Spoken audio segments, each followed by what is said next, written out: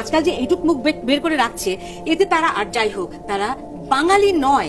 তারা এই যে এত জোরে সোরে প্রমাণ করতে চাচ্ছে তারা বাঙালি নয়। তুমি মুসলমান, ভালো কথা, কিন্তু বাঙালি নয় কেন?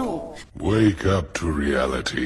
বাংলাদেশে একজন রবীন্দ্র সঙ্গীত শিল্পী ছিলেন, মারা গেছেন, মিতা হক। ওনার একটা বিখ্যাত বা কুখ্যাত বক্তব্য আছে, সেটা হলো যে তুমি মুসলিম ভালো কথা, কিন্তু তুমি বাঙালি না কেন? বাঙালি না মানে তুমি দাড়ি রাখলে, তুমি বোরকা পরলে, তুমি নিকাব পরলে তুমি বাঙালি না, এই কথাটা। তার কথার অর্থটা কি? অর্থটা হলো যে ইসলাম মানো, কিন্তু আমি যেভাবে বলতেছি সেভাবে মানো।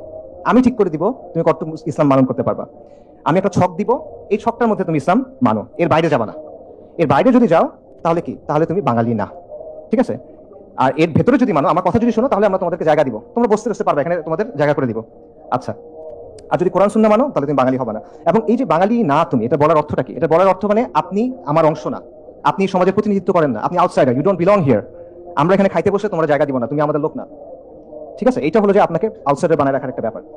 এবং ব্যাপারটা একটা এরকম যে হয় নিজেকে বদলাও, সহি বাঙালি হও, নইলে বাইর হও, ঠিক আছে? আমরা জমিদার, তোমরা চাচা ভুষা, যেমনি বলবো এমনি থাকবা, এরকম একটা ব্যাপার।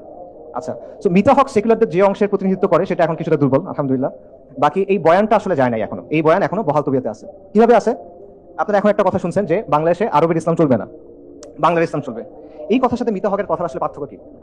কোনো পার্থক্য নেই, লিটারালি কোনো পার্থক্য নেই, এক্স্যাক্টলি সেম কথা। আমি তোমাকে ইসলামের একটা ভার্সন দিব, আমি তোমাকে ইসলামের একটা ছক দিব, এর ভিতরে ইসলাম মানবা, এর বাইরে যাবা না। এর বাইরে গেলে তুমি ভিনদেশী, খারেজি। যদি তুমি মনে করো ইন্নাদ দীনা ইনদাল্লাহিল ইসলাম, তাহলে তুমি নাজদের ইসলাম পালন করতেছো, ঠিক আছে? একদম সেম জিনিস। এবং দুই জায়গার মূল কথাটা কি? মূল কথাটা হলো there is a right way to be Muslim and there is a wrong way to be Muslim. There is a right Islam and there is a wrong Islam. এটা কে ঠিক করবে কোনটা সঠিক ইসলাম? ওরা ঠিক করবে, ওরা ঠিক করবে, আপনার ওটা মানতে হবে। এবং রাইট মানে রাইট মুসলিম হলে কি হইতে হবে? আপনার সহি বাঙালি হইতে হবে, আপনার সহি লিবারাল হইতে হবে, আপনার এলজিবিটি কিউ মানতে হবে।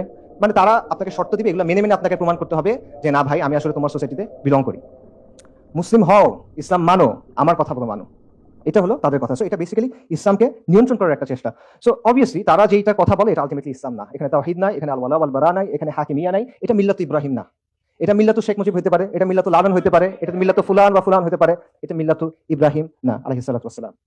তো এইভাবে এই ইসলাম বিদ্বেষের কারণে আমার একটা সিচুয়েশন তৈরি হয়েছে, সেখানে একদিকে তারা যেটা করতেছে, তারা ইসলাম এবং মুসলিম পরিচয়টাকে ডিফাইন করার চেষ্টা করতেছে যে একটা ছক আছে, এর মধ্যে তুমি থাকতে হবে।